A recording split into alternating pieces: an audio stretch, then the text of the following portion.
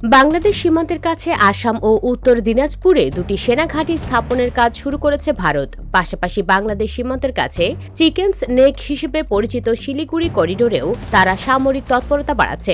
এছাড়া ভারতীয় সীমান্তরক্ষী বাহিনী বিএসএফ সম্প্রতি বাংলাদেশের সীমানায় তাদের নিয়মিত টহল বাড়িয়েছে এবং প্রতিটি সেনা চৌকিতে অতিরিক্ত সেনা মোতায়েন করছে। এসব আসলে কিসের ইঙ্গিত? এবার কি তাহলে বাংলাদেশে সরাসরি হামলা চালাতে পারে ভারত? আশঙ্কাটি একেবারে অমূলক নয়। ভারত চাইলেই বাংলাদেশে আক্রমণ চালাতে পারে, সেই সক্ষমতা তাদের আছে।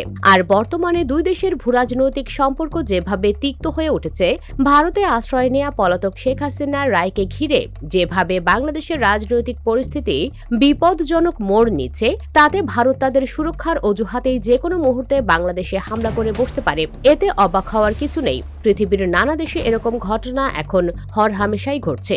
দেখা যাচ্ছে শক্তিধর রাষ্ট্রগুলো যখন প্রতিবেশী দেশকে নিজেদের সুবিধা মতো নিয়ন্ত্রণ করতে পারছে না, তখন আন্তর্জাতিক আইনকে বৃদ্ধাঙ্গুলি দেখিয়ে সেই দেশের উপর হামলা করতে দ্বিধা করছে না। তবে ভারতের জন্য বাংলাদেশে হামলা চালানোর সিদ্ধান্ত নেওয়াটা সহজ হবে না।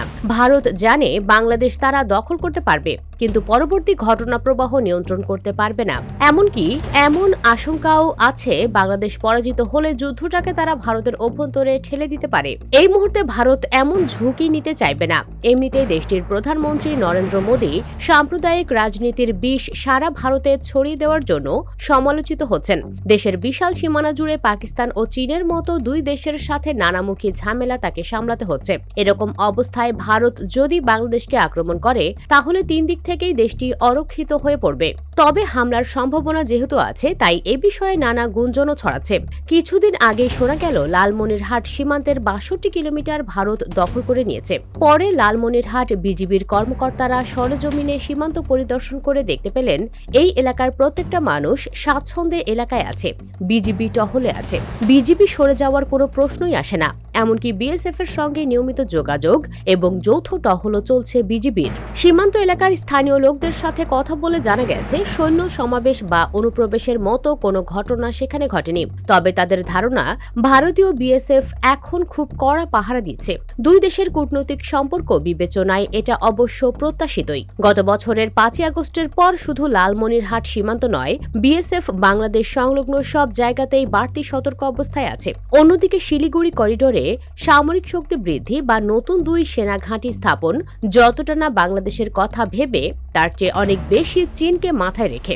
নিরাপত্তা বিশ্লেষকরা বলছেন, শিলিগুড়ি করিডোরের সুরক্ষা নিশ্চিত করাই সম্ভবত ভারতের সামরিক এই সক্ষমতার বৃদ্ধির মূল উদ্দেশ্য।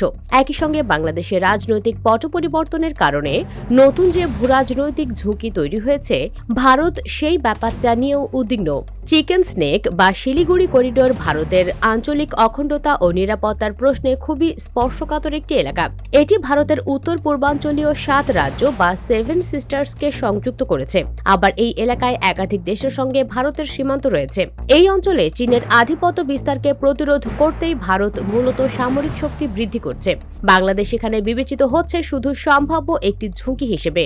ভারতের উত্তর পূর্বাঞ্চলে আসামের ধুবড়ী এবং উত্তর দিনাজপুরের চোপড়ায় নতুন দুটি সেনা ঘাঁটি নির্মিত হচ্ছে।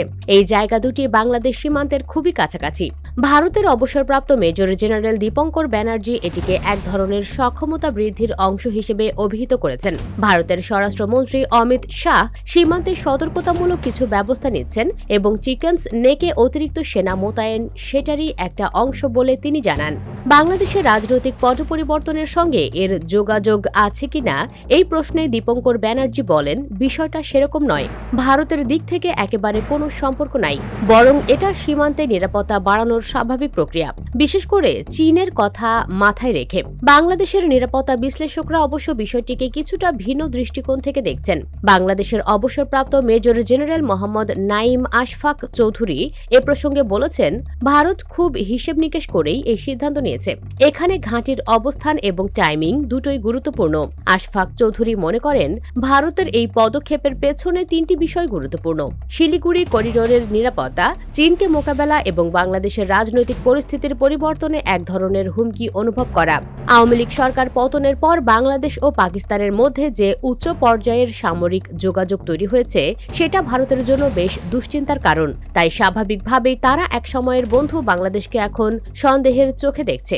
এছাড়া শিলিগুড়ি করিডোরের কাছে লালমনিরহাট বিমানবন্দর ও তিস্তা প্রকল্পে চীনের দীর্ঘমেয়াদী উপস্থিতিও ভারত ভালো চোখে দেখছে না। তবে সন্দেহ এবং নিরাপত্তার আশঙ্কা সত্ত্বেও পরিস্থিতি এতটা প্রতিকূল নয় যে ভারত বাংলাদেশকে আক্রমণ করার কথা ভাবছে।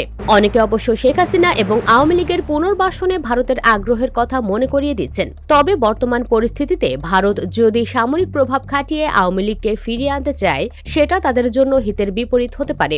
সেক্ষেত্রে বাংলাদেশের জনগণের মধ্যে ভারত বিরোধিতা আরও প্রবল হয়ে উঠতে পারে।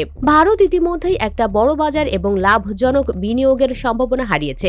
বাংলাদেশের মানুষ যদি ভারতের প্রতি বিরূপ হয়ে ওঠে, তাহলে এই অর্থনৈতিক সুবিধা পুনরুদ্ধার করা তাদের জন্য ভীষণ কঠিন হয়ে দাঁড়াবে। আর এদেশের মানুষের বিরোধিতা যে সামরিক শক্তি দিয়ে দমন করা যায় না, সেটা তো ভারত ৭১-এ দেখেছে ২৪-এও।